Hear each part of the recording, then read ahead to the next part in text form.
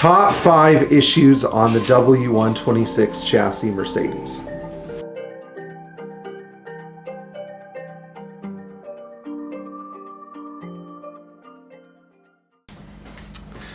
So whether the 420 SEL that recently sold in Bring a Trailer caught your eye, or you happen to miss having a big Mercedes Benz because you used to have one, or your parents had one, or a neighbor had one, or a close friend had one that you really enjoyed riding in, you may be tempted to go out and pursue the 126 chassis.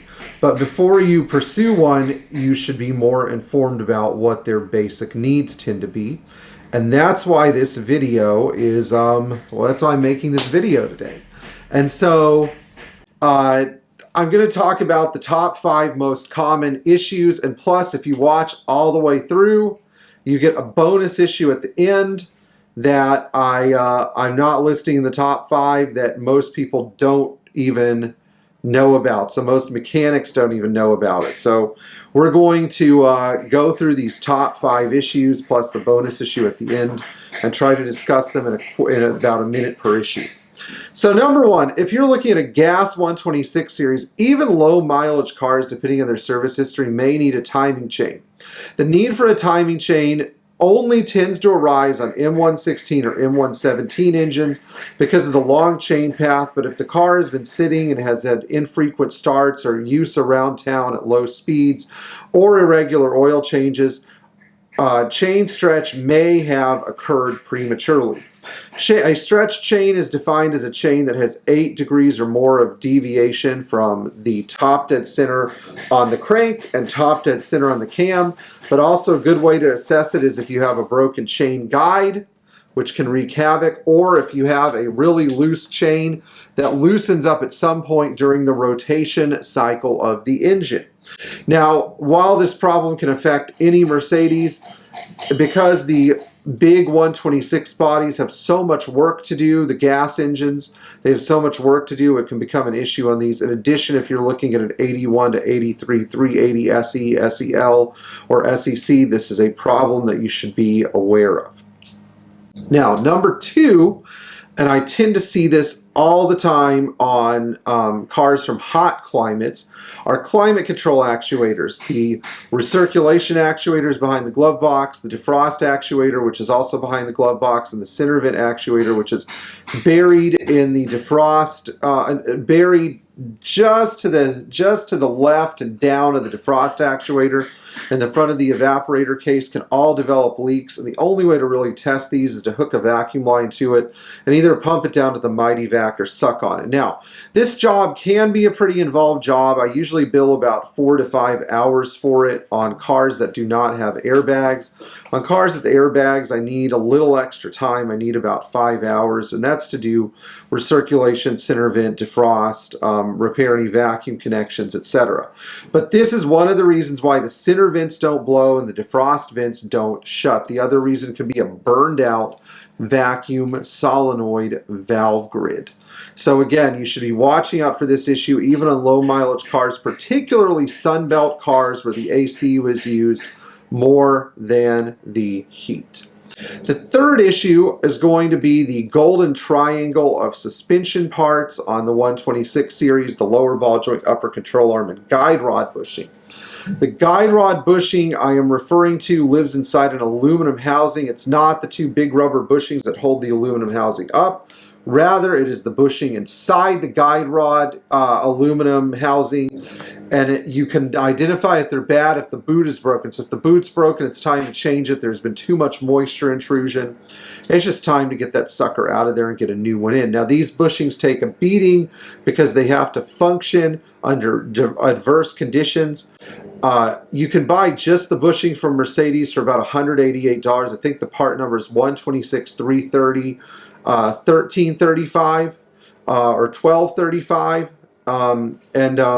these bushings tend to be a little difficult to install because you should really pull the spring to be able to get everything out and not bend the guide rod. You should also change the guide rod mounting kit, which is a 123 330 1335, and the lower ball joint, which is you know, I can't remember what the part number is. And check the upper control arm ball joint for play. Now, on higher mileage cars, you may need to change the upper control arm ball joint, the upper control arm. But in lower mileage cars, they tend to be okay. It's mostly the lower ball joints that wear out because of breaking boots and the guide rod bushings. And I find that this job is on almost every 126, but particularly common on either higher mileage cars or cars that have spent a lot of time sitting and actually have surprisingly low mileage. Okay, so that's issue number 3.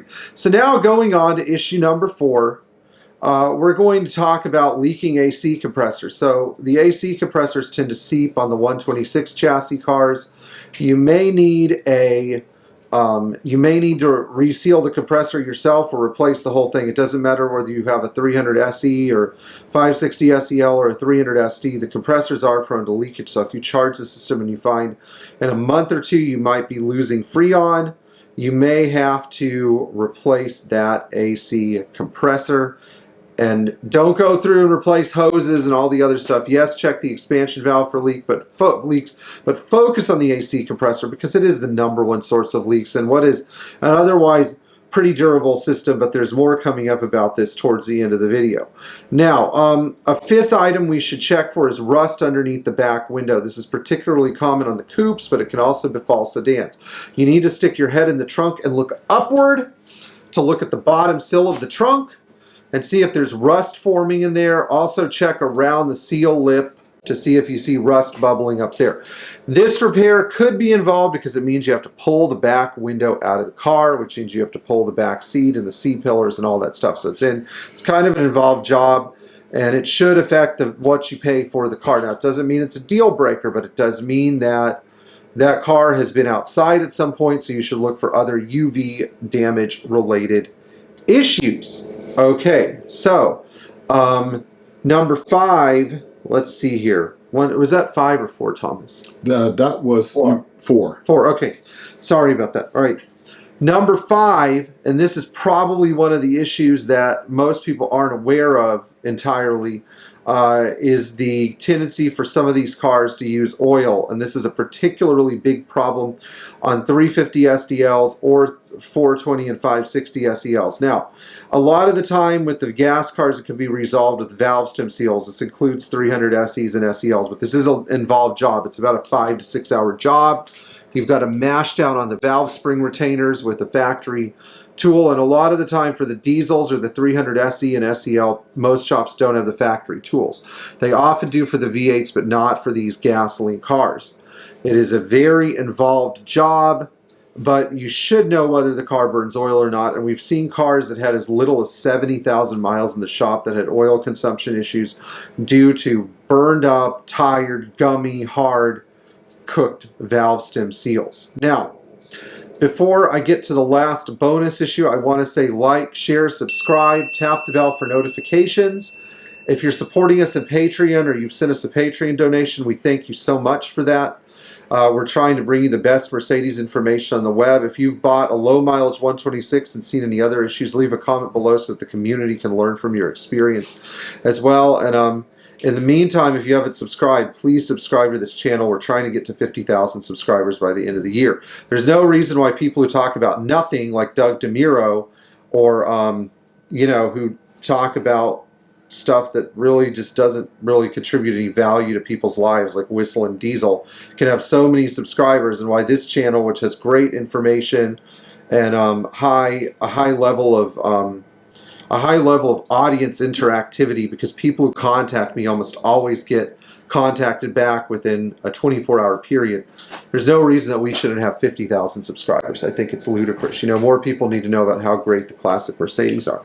So the last mystery issue that I'm sure you guys have been waiting for the entire time is evaporator failure, and it does occur on some of the 1986 and later cars because there were some shortcuts taken, I think, with the manufacture of the evaporator. Now, the way to find evaporator failure is to put the car in a lift and inspect the left and right evaporator tube drains. And this can be any diesel or gas Mercedes built with the 126 body, usually 99% of the time 86 and later cars.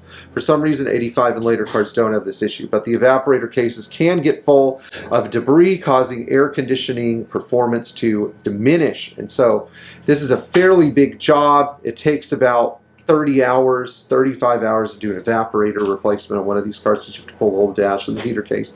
But it is doable, and we do it from time to time on the on the 126s. So, you know, it's not a deal breaker, but it needs to be factored into the price of the car. So watch for green goo or AC oil coming out of the drain tubes of the evaporator. All right, thank you guys so much. Enjoy the 126 you have. Enjoy looking for the one you want. See you later.